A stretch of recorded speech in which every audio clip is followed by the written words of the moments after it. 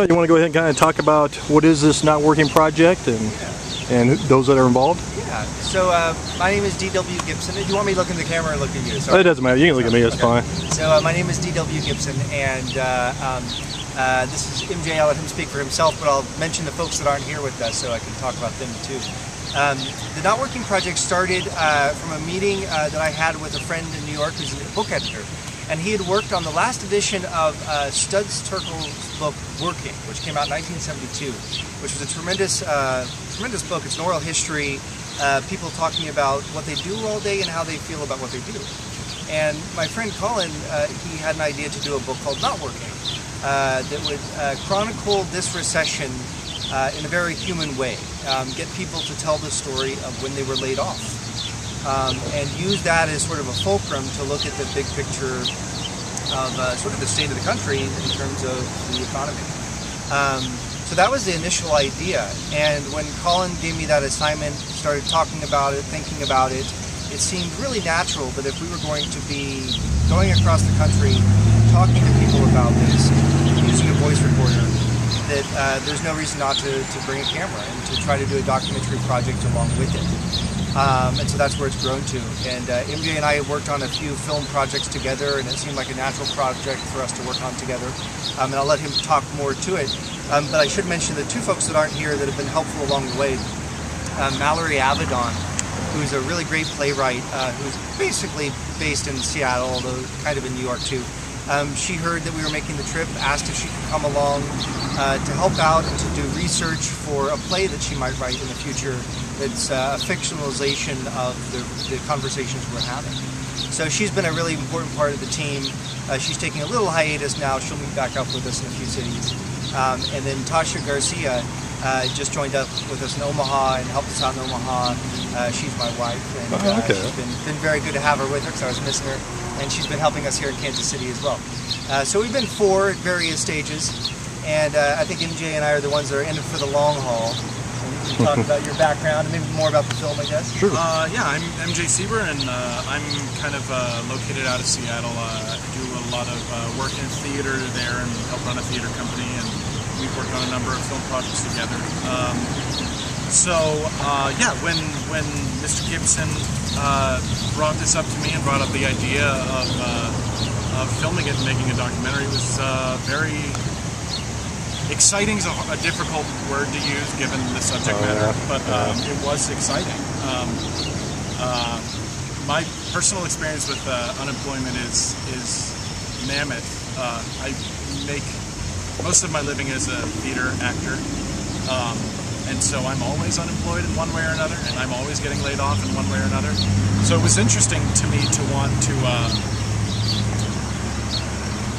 kind of spend more time talking with people that this is not a common thing, that this is a life-changing experience. And so, yeah.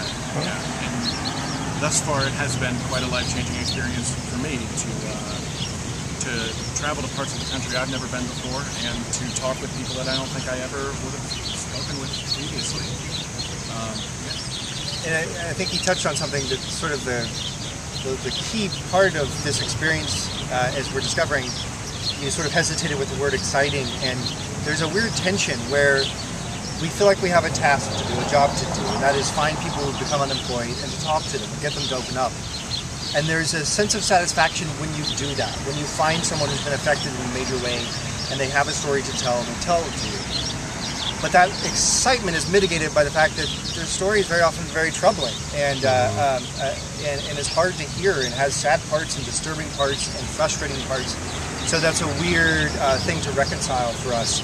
There's the thrill of knowing we're doing our job that we set out to do, but then the actuality of the job is sort of hard to swallow. Okay.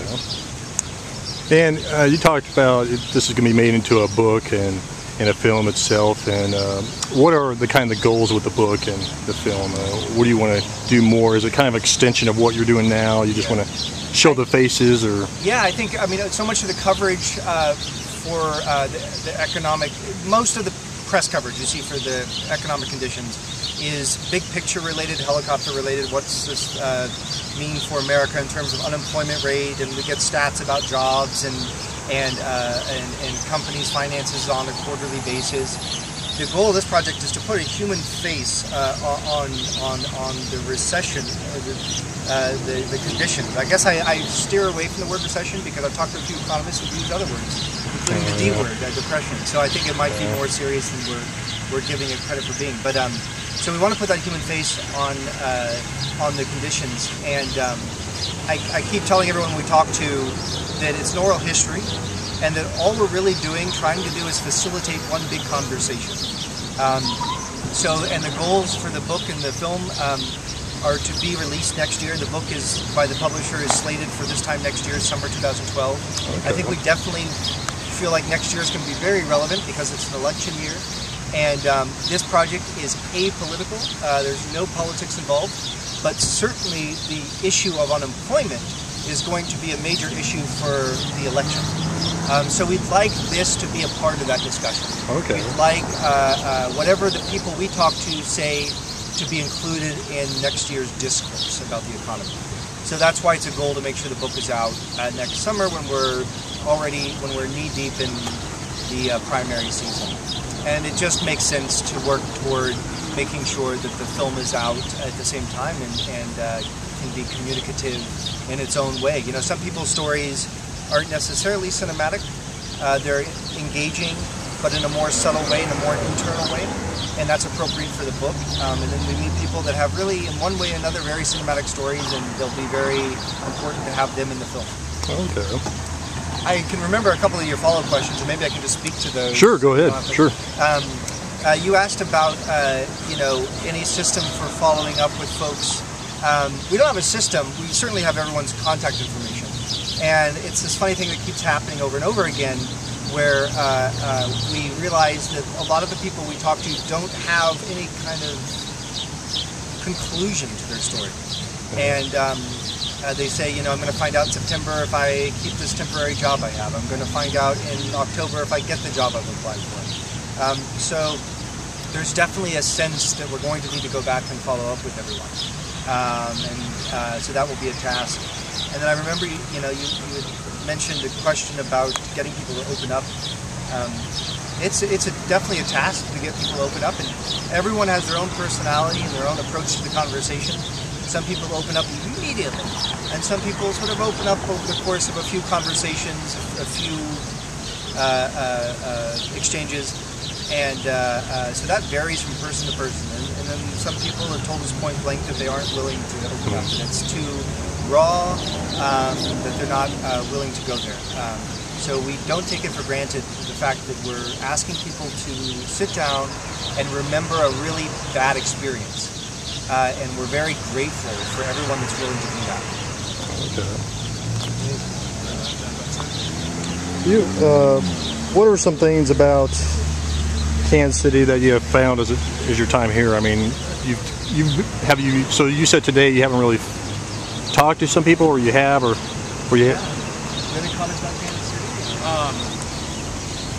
It's funny. We started in Southern California, went up through Fresno and Reno, and kind of hit the middle of the country. And Kansas City, I mean, you're from New York, I'm from Seattle. Kansas City feels kind of like the first big city that we've seen in almost a month or so, and that's comforting. Oh yeah. But like I said, we've been here for about 36 hours, so we've been able to enjoy the hottest day of the summer. And some really good barbecue. Yeah. And just a few incredibly diverse and dynamic people that we've had a chance to talk to. I wish we could stay longer. I know that. Yeah, we did 2 interviews today. We have 2 slated for tomorrow. It's really hard to do more than 3 in a day, because you want to make sure you have plenty of time to talk to people and not rush it. Speaking to the earlier point about getting people to open up, if you sit down and start asking hard questions right away and leave in 15 minutes, it's not going to penetrate any emotion or ideas. So we really have to give it time and not feel like we're rushed, not like make the individual we're speaking with feel like the situation is rushed. So try to give a nice 2-hour window, and then moving around the city, it's hard to do more than 3 in a day. We had wonderful help this morning when our efforts were posted on the job site, and I have a phone in my pocket that is flooded with emails. Oh, okay. And it's really tricky to try to connect with everyone who's kind enough to respond, and to get a sense of where they're coming from, and get a sense for how we go about making priorities. If we only have 48 hours and we've got 20 people willing to speak to us, how we go about making those decisions. It's not easy, and it's not easy. Yeah. To kind of just riff on the idea of getting people to open up, it's those that do, and I think by and large it's the majority of people that we talk to, have kind of said to us that this is the most I've ever talked about it. And I don't think that that's a matter of them not necessarily wanting to revisit it in some cases. I think it's that even your best friends and your family, when you tell them that you're laid off, they want to be there emotionally, they want to be there to support you in any way they can. But I think a lot of that is like, tell me what you need to tell me, and let's help you move forward. And I think what we're doing is half of that, which is tell me what you need to tell me. And in sitting there with somebody for 1 or 2 hours, we start asking them questions that nobody else has asked them, even their closest friends, even their relatives. And I think that they have an opportunity to explore what they're talking about in a way that they've never really had a chance to. And many people have commented about how cathartic it feels to, and that they've never talked about it this much. And that's actually a really nice thing to hear, because every single story is incredibly interesting in its own way. And I feel very grateful that we get to be the people that are asking this question. And I might have asked this question in some way, but why was Kansas City chosen? I mean, what is it about Kansas City? Was it stats you heard about Kansas City, or was it just... Not necessarily stats, because relatively speaking, Kansas City seems to be okay. I mean, certainly places like Fresno and Reno that we saw are in much more precarious situations stats-wise. There were decisions to be made in terms of what kind of path to choose across the country. Lots of considerations there. But when we got to this middle part, I think it was about... We're very sensitive to sound issues on recording.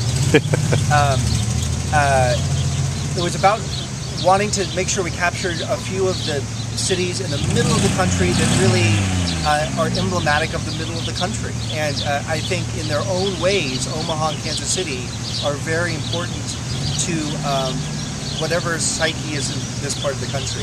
And we're moving on to St. Louis, and that seems like another important conclusion. So yeah, these are the foundational cities for this part of the country. Okay. And Kansas City is a diverse city. I mean, there's a diverse population here. It's a big city. So I think that's key too. Okay.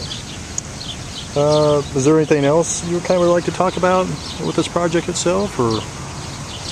There was something that our choral teacher, when we were in high school, led us to his brother who lives in Des Moines. There was something that he said that really I wasn't expecting to hear, which was when he got fired, he got laid off, I think, about 3 times. And he kept saying how alone he felt and how the shame that he felt from it. He had a family to support and all of this. And then he started working at a hardware store and would see his friends and neighbors come in, and they would tell them about how he had gotten laid off.